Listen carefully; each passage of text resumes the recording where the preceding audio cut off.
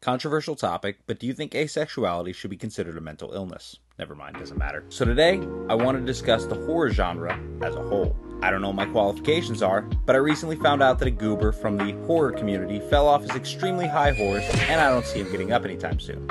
In fact, I think most of the kingdom is still kicking its unconscious body. Anyways, I'm submitting my application today, but don't worry, I'm not going to compare any of them to real-world problems or what they could say about society as a whole. I'm certainly not smart enough to pretend I'm qualified for that topic. But for right now, I just want to discuss what horror means to me and some of the fantastic films that have changed my life, either because I look at a subgenre in a completely different light, or because the movie's antagonists and jump scares have tragically rendered me unable to sleep without a light. And speaking of tragedies, let me take a moment to talk about my channel. I'm on a quest to reach 1,000 subs by the end of the year, and we're only about 100 off, so if you're enjoying waiting for me to get to the point of this video, consider liking, sharing, and maybe subscribing for more of my bullshit. Now, I've discussed horror on this channel before. More specifically, horror in video games, as I've covered the premises behind the Silent Hill series and a handful of Resident Evil games before I got bored and gave up. I've also uploaded my own short stories, but we're not going to talk about those.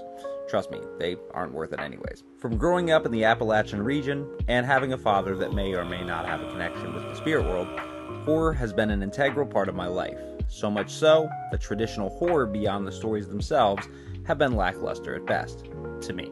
Almost like a junkie, I've had to dig through indie horror, analog horror, highly praised no-sleep stories, and my own YouTube analytics to keep me on my toes, frightened, and screaming like a little girl. And if you're a frightened little girl and offended by that comment, my content probably isn't for you, Zane, and you should click off now. Get out of here! But, that being said, I don't think horror should be broken down to jump scares, gore, body horror, or an Ari Aster plotline. It's all about what you, the audience, take from it. Every horror film fits into one or multiple subgenres, but isn't defined by that specific genre. Jason Voorhees may be seen as society's treatment towards disabilities. Jason's mother is a representation of AARP members getting revenge on late-night TV infomercials, or Jason X is the epitome of why some sequels just shouldn't exist. Or maybe, just maybe, you see Jason as the victim of a tragic lake drowning, and following the loss, his mother, and eventually himself, decides to deal out some machete-wielding justice on a group of horny camp counselors with the likability and personality of a wet carrot. The fantastic thing about horror is its ability to subvert expectations. The killer may not be who you think it is. Bruce Willis was dead all along.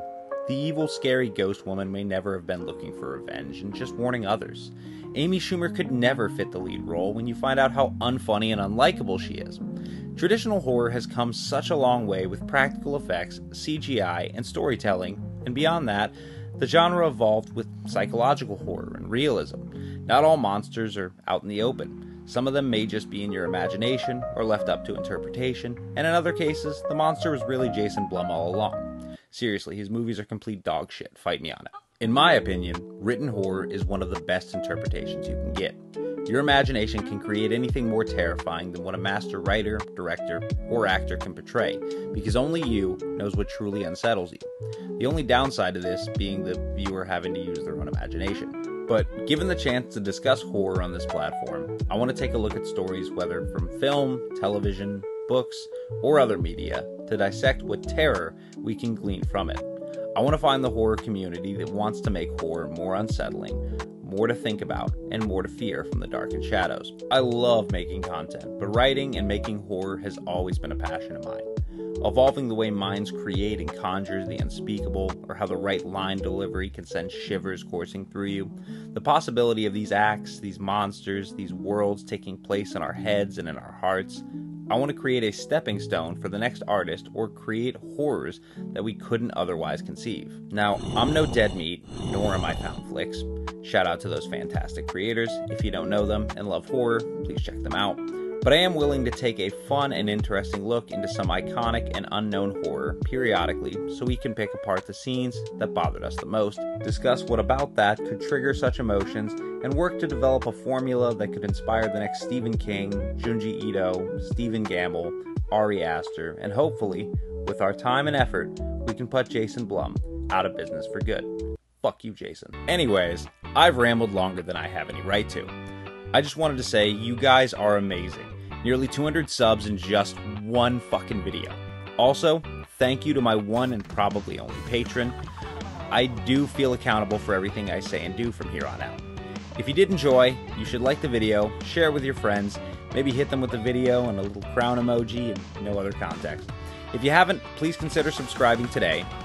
We're almost at 1,000 subs. Thank you all so much for watching, and until next time.